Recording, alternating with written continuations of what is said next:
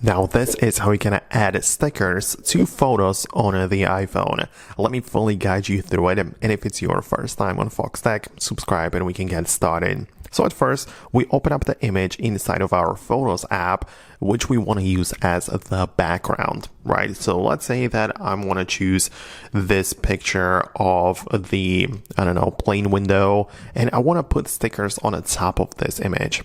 So I need to have it in full screen like this.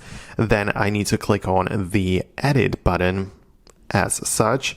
And then we have the markup tool, which is looking like the pencil, right? So this is the option which you need to click on like this.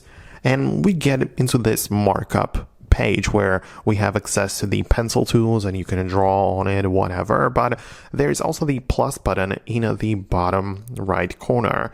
And when you click on the plus button like this, we can add text, signature, shape, and also the sticker right there. So that's what you need to click on. And it essentially pulls up the sticker selection. So if you have used any of those before, you'll be able to quickly access them. Right, so as you can see, I have the ability to, for example, add this one like that. I can resize it, and let's say I'm going to place the phone right here in the corner. I can obviously make it larger, smaller, right?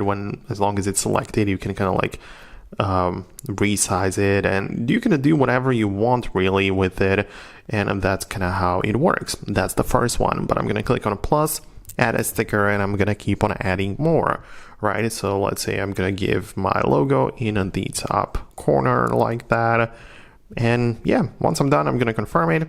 And now this is the new image. So I'm going to click on a done, and I have successfully added 2 stickers to the image, which I have in my gallery, right? So it just works like a normal image now. You can share it, you can save it however you like, and that's essentially it. So I hope that I was able to guide you through it.